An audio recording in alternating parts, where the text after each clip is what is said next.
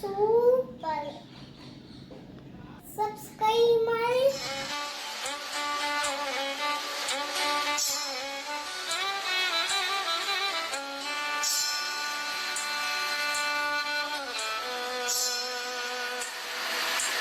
Hi all, ಎಲ್ಲರೂ ಹೇಗಿದ್ದೀರಾ?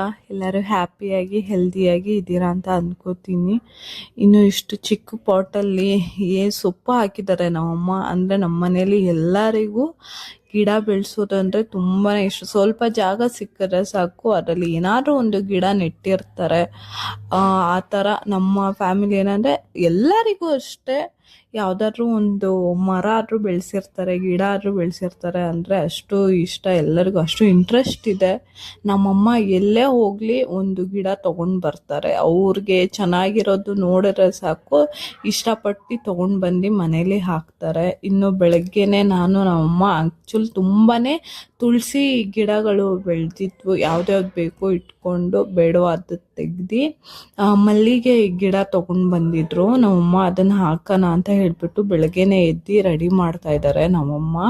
ಇನ್ನು ಈ ಬೇಸಿಗೆಗಾಲದಲ್ಲಿ ಬೆಳಗ್ಗೆ 7 ಗಂಟೆಗೇನೆ 9 ಗಂಟೆ ಥರ ಬಿಸಿಲಿರುತ್ತೆ. ಆಚೆ ಬರೋಕ್ಕೆ ಆಗಲ್ಲ. ಇನ್ನು ಒಳಗೆ ಯಾವಾಗ ಎದ್ದೊಳ್ತೀವೋ ಅಂತ ಅನಿಸ್ತಾ ಇರುತ್ತೆ. ಅಂದರೆ ಅಷ್ಟು ಬಿಸಿಲಿರುತ್ತೆ ಆಚೆ. ಇನ್ನು ಅಷ್ಟು ಸೆಕೆ ಇರುತ್ತೆ, ಮಲ್ಕೊಳಕ್ಕಾಗಲ್ಲ. ಇನ್ನು ಬೆಳಗ್ಗೆ 6 ಗಂಟೆಗೆ ಎದ್ರೇ ತಣ್ಣಗಿರುತ್ತೆ ವಾತಾವರಣ ಕೂಡ, ಗಾಳಿನೂ ಕೂಡ ತಣ್ಣಗೆ ಬರ್ತಾ ಇರುತ್ತೆ. ಇನ್ನು ಸ್ವಲ್ಪ ಟೈಮ್ ಆಗ್ತಿದ್ದಂಗೆ ಗಾಳಿ ಕೂಡ ಬಿಸಿಯಾಗಿ ಬೀಸೋಕ್ಕೆ ಸ್ಟಾರ್ಟ್ ಆಗಿಬಿಡುತ್ತೆ. ಬೆಳಗ್ಗೆ ಎದ್ದು ಈ ಕೆಲಸ ಎಲ್ಲ ಮಾಡ್ಕೋತಾ ಇದ್ವಿ.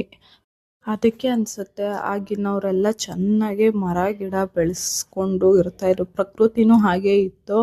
ಮತ್ತು ಯಾರು ಕೂಡ ಈ ಥರ ಮರ ಕಟ್ ಮಾಡೋದಾಗಲಿ ಏನೂ ಮಾಡ್ತಾ ಇರಲಿಲ್ಲ ಅನಿಸುತ್ತೆ. ಎಲ್ಲ ಚಿಕ್ಕ ಚಿಕ್ಕ ಮನೆ ಇತ್ತಲ್ವ, ಅದರ ಪಕ್ಕದಲ್ಲೇ ದೊಡ್ಡ ದೊಡ್ಡ ಮರ ಇತ್ತು. ಆ ಮರದ ನೆರಳು ಮನೆ ಮೇಲೆ ಬೀಳ್ತಾ ಇತ್ತು. ಆಗೆಲ್ಲ ನಾವು ಈಗ ನಮ್ಮ ಅಪ್ಪ ಅಮ್ಮನ ಕೇಳಿದ್ರೆ ಇಷ್ಟು ಬಿಸಿಲಾಗ ಇರ್ತಿತ್ತು ಅಂದರೆ ಏನೋ ನಮ್ಗೆ ಗೊತ್ತಾಗ್ತಾ ಇರಲಿಲ್ಲ. ಅಂತ ಅಂದರೆ ಅಷ್ಟು ದೊಡ್ಡ ಮರಗಳಿತ್ತು. ಆ ಮರದ ಕೆಳಗೆ ಚಿಕ್ಕ ಚಿಕ್ಕ ಮನೆ ಇತ್ತು. ಅದಕ್ಕೆ ಅವ್ರಿಗಾಗೆಲ್ಲ ಬಿಸಿಲೇ ಗೊತ್ತಾಗ್ತಾ ಇರಲಿಲ್ಲ.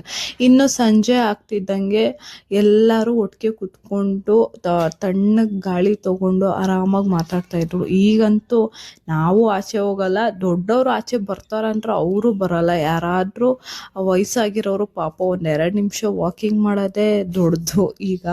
ಇನ್ನು ಮಕ್ಕಳು ನಾವೆಲ್ಲ ಹಾಗೆ ಎಷ್ಟು ಚೆನ್ನಾಗಿ ಆಟ ಆಡ್ತಾ ಇದ್ವಿ ಅಂದರೆ, ಬೆಳಗ್ಗೆನೆ ಆಚೆ ಹೋದರೆ ನಮಗೆ ಏನು ಬೆಳಗ್ಗೆ ನಾಷ್ಟನೂ ಬೇಡ, ಊಟನೂ ಬೇಡ, ನಾವು ಯಾವಾಗ ಮನೆಗೆ ಬರ್ತಾಯಿದ್ವಿ ಅಂತಲೂ ಗೊತ್ತಾಗ್ತಾ ಇರಲಿಲ್ಲ. ಅಷ್ಟು ಆಟ ಆಡ್ತಾ ಇದ್ವಿ. ಮನೆಗೆ ಬಂದು ಊಟ ಮಾಡೋಕ್ಕೂ ನಮ್ಗೆ ಆವಾಗ ಕಷ್ಟ ಆಗ್ತಿತ್ತು. ಯಾಕಂದರೆ ಎಲ್ಲ ಇಂಟ್ರೆಸ್ಟು ಆಟ ಮೇಲಿತ್ತು. ಇನ್ನು ನಮ್ಮ ಅಪ್ಪ ಅಮ್ಮನೂ ಪಾಪ ಆರಾಮಾಗೆ ಬಿಟ್ಟು ಅವ್ರ ಪಾಡಿಗೆ ಅವರು ಕೆಲಸ ಮಾಡೋರು. ಅಂದರೆ ಅವ್ರಿಗೊಂದು ನಂಬಿಕೆ, ಎಲ್ಲ ಮಕ್ಕಳು ಎಲ್ಲೂ ಹೋಗಲ್ಲ, ಇಲ್ಲೇ ಆಟ ಆಡ್ತಿರ್ತಾರೆ ಅಂತ. ಈಗಂತೂ ಆ ಮಕ್ಕಳು ಆಚೆ ಬರೋದಿರಲಿ, ದೊಡ್ಡವರೇ ಆಚೆ ಬರಲ್ಲ. ಆಗ ಬೆಸ್ಟಾ ಈಗ ಬೆಸ್ಟಾ ಅಂತ ನೋಡಿದ್ರೆ ಈಗಲೇ ಬೆಸ್ಟು ಅನಿಸುತ್ತೆ. ಯಾಕಂದರೆ ಆಗ ಏನಾದರೂ ಒಂದು ವಿಷಯ ತಲುಪಿಸ್ಬೇಕು ಅಂತಂದರೆ ಲೆಟರ್ ಬರಿಬೇಕಾಗಿತ್ತು. ಅಂದರೆ ಎಮರ್ಜೆನ್ಸಿ ಅಂದರೆ ಬರೆದ್ರೆ ಎಲ್ಲರೂ ಭಯ ಬೀಳ್ತಾಯಿದ್ರು. ಅಂದರೆ ಈಗ ಒಂದು ಹಾಯ್ ಅಂದರೆ 1 ಸೆಕೆಂಡ್ಗೆ ಹೋಗುತ್ತೆ. ಏನಾದರೂ ಎಮರ್ಜೆನ್ಸಿ ಅಂದರೆ ಏನು ಬೇಗ ಗೊತ್ತಾಗತ್ತೆ. ಮತ್ತು ಇನ್ನು ಯಾರನ್ನಾದ್ರೂ ನಾವು ಮೀಟ್ ಮಾಡಬೇಕು ಅಂತ ಆಗ ಇದ್ದಿದ್ರೆ ಪಾಪ ಊರಿಗೆ ಹೋಗ್ತಾಯಿದ್ರು. ಬಸ್ಸು ಸಿಗ್ತಾ ಇರಲಿಲ್ಲೋ ಆಗ. ಕಷ್ಟಪಟ್ಟು ಊರಿಗೆ ಹೋಗಿ ಪಾಪ ಊರಲ್ಲಿರೋರ್ನೆಲ್ಲ ಮಾತಾಡ್ಸ್ಕೊಂಡು ಬರ್ತಾಯಿದ್ರು. ಈಗೇನಿಲ್ಲ, ಆರಾಮಾಗಿ ವಿಡಿಯೋ ಕಾಲ್ ಮಾಡಿ ಮಾತಾಡ್ಬೋದು.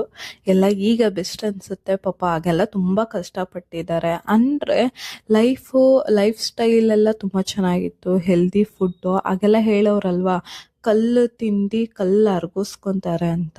ಈಗ ಫುಡ್ಡೇ ಯಾರಿಗೂ ಸರಿಯಾಗಿ ಜೀರ್ಣ ಆಗ್ತಾ ಇಲ್ಲ. ಯಾಕಂದರೆ ತುಂಬ ಕೆಮಿಕಲ್ಸು ಅದು ಇದು ಅಂತ ಏನೇನೋ ಹೇಳ್ತಾರೆ. ಅದೆಲ್ಲ ಕೇಳಿಕೊಂಡು ತಲೆ ಕೆಡಿಸ್ಕೊಂಡು ಅಟ್ಲೀಸ್ಟ್ ಅದಾಗುತ್ತೋ ಇಲ್ವೋ ಗೊತ್ತಿಲ್ಲ, ಅದು ಆ ಟೆನ್ಷನಲ್ಲೇ ತುಂಬ ಜನಕ್ಕೆ ಭಯ ಆಗಿ ಸರಿಯಾಗಿ ಜೀರ್ಣ ಆಗಲ್ಲ ಅಂತ ಅನಿಸುತ್ತೆ. ಇನ್ನು ನಾನು ಬೆಳಗ್ಗೆನೇ ಕೆಲಸ ಎಲ್ಲ ಮಾಡಿಕೊಂಡು ಹೊರಟೆ. ಇನ್ನು ಮುಳ್ಸುಂಡೆಕಾಯಿ ಅಂತ ಹೇಳ್ತಾರೆ. ಮುಳ್ಸುಂಡೆಕಾಯಿ ಅಂದರೆ ನಾನೀಗ ತೋರಿಸ್ತಾ ಇದ್ದೀನಿ ನೋಡಿ, ಇದನ್ನು ಬಂದ್ಬಿಟ್ಟು ತುಂಬಾ ಹೆಲ್ತ್ ಬೆನಿಫಿಟ್ಸ್ ಇದೆ.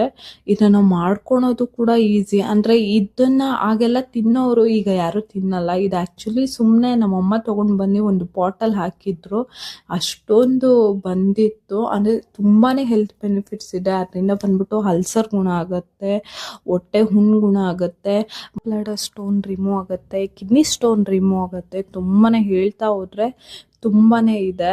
ಆ್ಯಕ್ಚುಲಿ ಈ ಥರ ಎಲ್ಲ ತಿನ್ನಬೇಕು ಅಂತ ಹೇಳ್ತಾರೆ. ಅಂದರೆ ಇಂಗ್ಲೀಷ್ ಮೆಡಿಷನ್ನು ಬಂದ್ಬಿಟ್ಟು ಅಷ್ಟು ವರ್ಕ್ ಆಗಲ್ಲ ಅಂತ ತುಂಬ ಜನ ಇರ್ತಾರಲ್ಲ, ಈ ಥರ ಫುಡ್ಡಲ್ಲೇ ಕಂಟ್ರೋಲ್ ಮಾಡ್ಕೋಬೋದು. ತುಂಬ ಜನಕ್ಕೆ ಥೈರಾಯ್ಡ್ ಇರುತ್ತೆ, ಚಿಕ್ಕ ವಯಸ್ಸಲ್ಲೇ ಎಲ್ಲ ಬಂದಿರತ್ತಲ್ವ, ಸೊ ಅವರಿಗೆ ಬೆಸ್ಟ್ ಅಂತ ಹೇಳ್ತೀನಿ. ನೋಡೋಕ್ಕೆ ಏನು ಬಟಾಣಿ ಥರನೇ ಇದೆ, ಚೆನ್ನಾಗಿದೆ. ಅಂದರೆ ತುಂಬ ಜನ ಕನ್ಫ್ಯೂಸ್ ಮಾಡ್ಕೊತಾರೆ. ನೋಡಿಕೊಂಡು ತಿನ್ನಬೇಕು. ಇದರಲ್ಲಿ ಬಂದ್ಬಿಟ್ಟು ಚಿಕ್ಕ ಚಿಕ್ಕ ಬೀಜಗಳಿರುತ್ತೆ, ನೋಡಿಕೊಂಡು ಮಾಡಿಕೊಂಡು ತಿನ್ನಬೇಕು. ಅದು ಮಾಡೋದು ಕೂಡ ತುಂಬಾ ಈಸಿ. ನಾನು ಈ ವಿಡಿಯೋದಲ್ಲಿ ಅದನ್ನು ಹೇಗೆ ಮಾಡ್ಕೊಳ್ಳೋದು ಅಂತ ನಾನು ರೆಸಿಪಿ ಹಾಕಿದ್ದೀನಿ, ಫುಲ್ ವಿಡಿಯೋ ನೋಡಿ ಗೊತ್ತಾಗತ್ತೆ. ಇನ್ನು ಬ್ರೇಕ್ಫಾಸ್ಟ್ಗೆ ಬಂದ್ಬಿಟ್ಟು ದೋಸೆ ಮಾಡಿದ್ವಿ. ದೋಸೆಗೆ ಚಟ್ನಿ ಮತ್ತು ಆಲೂಗಡ್ಡೆ ಪಲ್ಯ ಮಾಮೂಲಿ, ಅದಕ್ಕೆ ಕಾಂಬಿನೇಷನ್ ಅಲ್ವಾ.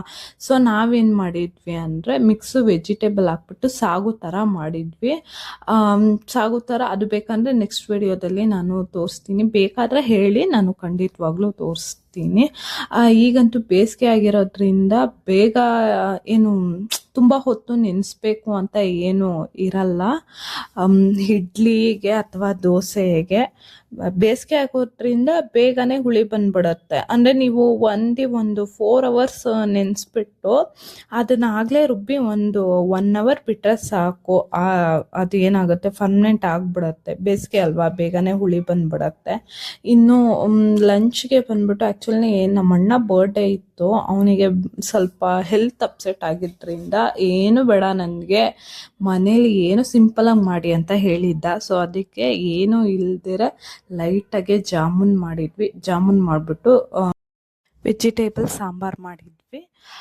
ಅವನಿಗೆ ವೆಜಿಟೇಬಲ್ ಸಾಂಬಾರು ಅಂದರೆ ಅವನಿಗೆ ಇಷ್ಟ. ಅಂದರೆ ಅವನಿಗೆ ಜಾಸ್ತಿ ಹೆವಿ ಮಸಾಲ ಆ ಥರ ಎಲ್ಲ ಇಷ್ಟ ಆಗಲ್ಲ. ಈ ಥರ ಸಿಂಪಲ್ಲಾಗಿ ಮಾಡಿದ್ರೆ ಅವನಿಗೆ ಇಷ್ಟ ಆಗುತ್ತೆ. ಸೊ ಅದನ್ನು ಮಾಡಿಬಿಟ್ಟು, ನಾನು ಆಗಲೇ ಹೇಳಿದ್ನಲ್ಲ ಮುಳ್ಸುಂಡೆ ಕಾಳು ಹೇಗೆ ಮಾಡ್ಕೊಳ್ಳೋದು ಅಂತ ಹೇಳಿಬಿಟ್ಟು, ಈ ಥರ ಅದನ್ನು ಆ್ಯಕ್ಚುಲಿ ತುಂಬಾ ಫ್ರೆಶ್ ಆಗಿತ್ತಲ್ವ, ನಾವು ಆಗ ಕಿತ್ತಿತ್ತಲ್ವ. ಸೊ ಅದನ್ನು ಬೇರ್ಪಡಿಸೋದೇ ಒಂದು ದೊಡ್ಡ ಕಷ್ಟ ಆಗಿತ್ತು. ಆದರೆ ಅಷ್ಟು ಗಟ್ಟಿಯಾಗಿ ಇತ್ತು, ಫ್ರೆಶ್ ಆಗಿದ್ದಿದ್ದ ಕಾರಣ. ಇಲ್ಲಾಂದರೆ ನಿಮಗೆ ಮಾರ್ಕೆಟಲ್ಲಿ ಆಲ್ರೆಡಿ ಬಿಡಿಸಿರೋದೇ ಈ ಥರ ಸಿಗತ್ತೆ, ನೀವು ಅಲ್ಲಿ ತಗೋಬೋದು. ಈ ಥರ ಅದನ್ನು ಜಜ್ಜಿಬಿಟ್ಟು ಅದರಲ್ಲಿ ಬೀಜ ನೋಡಿ ಚಿಕ್ಕ ಚಿಕ್ಕದು, ಈಗ ಬದನೆಕಾಯಲ್ಲಿ ಬೀಜ ಇರುತ್ತಲ್ವ, ಸೇಮ್ ಅದು ಇದರಲ್ಲೂ ಕೂಡ ಅದೇ ಥರನೇ ಇರುತ್ತೆ. ಚೆನ್ನಾಗೆ 1-2-3 ಸತಿ ಚೆನ್ನಾಗೆ ತೊಳ್ಕೊಂಡು ಈ ಥರ ಫಸ್ಟು ಎಣ್ಣೆಯಲ್ಲಿ ಅದನ್ನು ಏನು ಹಾಕ್ತೀರ ಪ್ಲೇನ್ ಬಂದ್ಬಿಟ್ಟು ಈ ಥರ ಫ್ರೈ ಮಾಡ್ಕೋಬೇಕು. ಅದು ನೋಡಿ ಕಲರ್ ಚೇಂಜ್ ಆಗುತ್ತೆ. ಈ ಥರ ಮಾಡಿಕೊಂಡು ಒಂದು ಪ್ಲೇಟ್ಗೆ ಎತ್ತಿಟ್ಕೊಬಿಡಿ. ಎತ್ತಿಟ್ಕೊಂಡು ನೀವು ಅದೇ ಎಣ್ಣೆಗೆ ಮಾಡ್ಕೋಬೋದು, ಇಲ್ಲ ಬೇರೆ ಎಣ್ಣೆ ಚೇಂಜ್ ಮಾಡಬೇಕು ಅಂತ ಏನಿಲ್ಲ.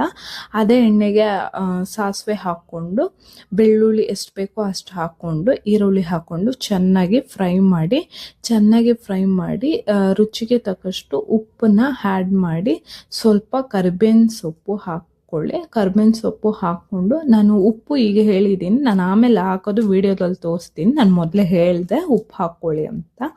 ಹಾಕ್ಕೊಂಡು ಸ್ವಲ್ಪ ಟೊಮೆಟೊ ಹಾಕ್ಕೊಂಡು ಚೆನ್ನಾಗಿ ಮಿಕ್ಸ್ ಮಾಡ್ಕೊಳ್ಳಿ. ಮಿಕ್ಸ್ ಮಾಡಿಕೊಂಡು ಅದು ಫ್ರೈ ಆಗೋ ಗಂಟ, ಸ್ವಲ್ಪ ಮೆತ್ತಗಾಗೋ ಗಂಟ, ಉಪ್ಪು ಹಾಕಿದ ತಕ್ಷಣ ಅದು ಮೆತ್ತಗಾಗ್ಬಿಡುತ್ತಲ್ವ, ಹಾಕ್ಕೊಂಡು ಸ್ವಲ್ಪ ನೀರು ಹಾಕ್ಬಿಟ್ಟು ಕ್ಲೋಸ್ ಮಾಡ್ಕೊಂಬಿಡಿ. ಕ್ಲೋಸ್ ಮಾಡಿಕೊಂಡ್ರೆ ಅದೆಲ್ಲ ಸ್ವಲ್ಪ ಸಾಫ್ಟ್ ಆಗುತ್ತಲ್ಪ. ಸಾಫ್ಟ್ ಆದಮೇಲೆ ಅರಿಶಿನ ಪುಡಿ, ಧನಿಯಾ ಪುಡಿ, ಸ್ವಲ್ಪ ಖಾರದ ಪುಡಿ, ಬೇಕಾದ್ರೆ ಸ್ವಲ್ಪ ಸಾಂಬಾರು ಪುಡಿ ಕೂಡ ಹಾಕ್ಕೋಬೋದು. ಹಾಕ್ಕೊಂಡು ಚೆನ್ನಾಗಿ ಮಿಕ್ಸ್ ಮಾಡಿಕೊಂಡು, ನಾವಾಗಲೇ ಫ್ರೈ ಮಾಡಿ ಇಟ್ಕೊಂಡಿದ್ವಲ್ವ ಮುಳ್ಸುಂಡೆ ಕಾಳು, ಅದನ್ನು ಹಾಕ್ಕೋಬೇಕು. ಅದನ್ನು ಹಾಕ್ಕೊಂಡು ಸ್ವಲ್ಪ 5 ನಿಮಿಷ ಅದನ್ನು ಕುದಿಯೋಕ್ಕೆ ಬಿಡಬೇಕು. ಕುದಿಯೋಕ್ಕೆ ಬಿಟ್ಬಿಟ್ಟು ತೆಗೆದ್ರೆ ಮುಲ್ಸುಂಡೆ ಕಾಳು ಸಾರು ರೆಡಿ ಆಗುತ್ತೆ. ಇನ್ನು ಪೂಜಾ ಬೇಕ್ರಿ ತುಂಬಾ ಹೈಪ್ ಇರೋ ಏನು ಕ್ರೀಮ್ ಬನ್ನು, ಸೀರಿಯಸ್ಲಿ ಹೇಳ್ತೀನಿ, ಸುಮ್ಮನೆ ಹೈಪ್ ಅಷ್ಟೇ, ಅಷ್ಟು ಚೆನ್ನಾಗಿರಲಿಲ್ಲ. ನಾರ್ಮಲ್ ಬೇಕ್ರಿಯಲ್ಲಿ ತೊಗೊಂಡ್ರೆ ತುಂಬ ನನಗೆ ಕ್ರೀಮ್ ಬನ್ ಇಷ್ಟಪಟ್ಟು ತರಿಸ್ಕೊಂಡ್ರೆ ಈ ಥರ ಇತ್ತು, ಒಂದು ಚೂರು ಚೆನ್ನಾಗಿಲ್ಲ, ಜಸ್ಟ್ ಹೈಪ್ ಅಷ್ಟೇ. ಅದರಲ್ಲಿ ಡಾಲ್ಡಾ ಇರುತ್ತೆ. ಏನಂದರೆ ಅದು ನಾರ್ಮಲ್ ಬೇಕ್ರಿಯಲ್ಲಿ ತೊಗೊಂಡ್ರೆ ಅಷ್ಟು ಚೆನ್ನಾಗಿರುತ್ತೆ, ಯಾಕಂದರೆ ಅದು ಕ್ರೀಮ್ಗೋಸ್ಕರನೇ ಕ್ರೀಮ್ ಬನ್ ತಿನ್ನೋದು. ಇದನ್ನು ಒಂದು ಸತಿ ತಿಂದ್ಬಿಟ್ರೆ ಇನ್ನೊಂದು ಸತಿ ಕ್ರೀಮ್ ಬನ್ ಸವಾಸಕ್ಕೆ ಹೋಗಲ್ಲ, ಆ ಥರ ಇತ್ತು. ಬನ್ ಓಕೆ ಸಾಫ್ಟಾಗಿತ್ತು, ಅಂದರೆ ಈ ಇನ್ಸ್ಟಾಗ್ರಾಮಲ್ಲೆಲ್ಲ ತೋರಿಸ್ತಾರಲ್ಲ ತುಂಬ ಚೆನ್ನಾಗಿತ್ತು ಫ್ಲೇವರು ಹಾಗೆ ಹೀಗೆ ಅಂತ ಏನಿಲ್ಲ. ಚಾಕ್ಲೇಟ್ ಬನ್ನೊಂದು ತಿನ್ಬೋದು. ಇನ್ನೊಂದು ಬಂದ್ಬಿಟ್ಟು ಮ್ಯಾಂಗೋ ಫ್ಲೇವರ್ ತಂದಿದ್ವಿ, ಅದು ಕೂಡ ಚೆನ್ನಾಗಿರಲಿಲ್ಲ. ಜಸ್ಟ್ ಅದು ನೋಡಿದ್ರೇ ಗೊತ್ತಾಗ್ತಾ ಇದೆ, ಫುಲ್ ಡಾಲ್ಡಾ ಇತ್ತು. ಅದು ತಿಂದು ಒಂದೇ ಒಂದು ಬೈಟ್ ತಿಂದಿತ್ತಷ್ಟೇ, ಇನ್ನೊಂದು ಸತಿ ಬೇಡಪ್ಪ ಅಂತ ಅಂದ್ಕೊಂಬಿಟ್ಟೆ, ಆ ಥರ ಇತ್ತು. ಅಂದರೆ ಸ್ವೀಟ್ ಜಾಸ್ತಿ ತಿನ್ನಲ್ಲ ನಾವು, ಅದರಲ್ಲೂ ಇಷ್ಟಪಟ್ಟು ತರಿಸ್ಕೊಂಡ್ರೆ ಈ ಥರ ಇದ್ದರೆ ತಿನ್ನೋಕ್ಕೂ ಇಷ್ಟ ಆಗಲ್ಲ. ಇನ್ನು ಯೋಗ ಮಾಡ್ತಾ ಇದ್ದಾನೆ ನಮ್ಮ ಅಕ್ಕ ಮಗ, ಅವನಿಗೆ ಟಿ ವಿಯಲ್ಲಿ ಹೇಗೆ ತೋರಿಸ್ತಾರೋ ಹಾಗೆ ಮಾಡ್ತಾನೆ ಪಾಪ. ಅವನಿಗೆ ಏನಂದರೆ, ನಾನು ವೀಡಿಯೋ ಮಾಡ್ತಾ ಇದ್ದೀನಲ್ವ, ನಿನ್ನ ಹತ್ರ ನಾನು ತಿರುಗ್ತೀನಿ, ನಿನ್ನ ಕಡೆ ನಾನು ತೋರಿಸ್ಕೊಂಡು ನಾನು ಮಾಡ್ತೀನಿ ಅಂತ ಹೇಳ್ಬಿಟ್ಟು ಮಾಡ್ತಾ ಇದ್ದಾನೆ. ಇನ್ನು ಎಲ್ಲ ಏನು ಆಸನನೂ ಅವನು ಮಾಡಿಕೊಂಡು ತೋರಿಸ್ತಾ ಇದ್ದಾನೆ ಒಂದೊಂದೇ. ಅಂದರೆ ಅವನಿಗೆ ಪಾಪ ಏನೇ ಟಿ ವಿಯಲ್ಲಿ ತೋರಿಸ್ಲಿ ಅವನು ಇಷ್ಟಪಟ್ಟು ಅವನು ಅದೇ ಥರ ಡ್ಯಾನ್ಸ್ ಆಗಲಿ ಅವರು ಮಾಡೋದಾಗಲಿ ಎಲ್ಲ ಇಷ್ಟಪಟ್ಟು ಮಾಡ್ತಾನೆ. ಓಕೆ, ಇದಾಗಿತ್ತು ಇವತ್ತಿನ ನನ್ನ ವಿಡಿಯೋದಲ್ಲಿ ನನ್ನ ವಾಯ್ಸ್ ಏನಾದರೂ ಸ್ವಲ್ಪ ಏರುಪೇರಾಗಿದ್ದರೆ ಪ್ಲೀಸ್ ದಯವಿಟ್ಟು ಕ್ಷಮಿಸಿ ಅಂತ ಹೇಳ್ತೀನಿ. ನೆಕ್ಸ್ಟ್ ಟೈಮ್ ಇನ್ನೂ ನಾನು ಬೆಟರಾಗಿ ಮಾಡೋಕ್ಕೆ ಟ್ರೈ ಮಾಡ್ತೀನಿ.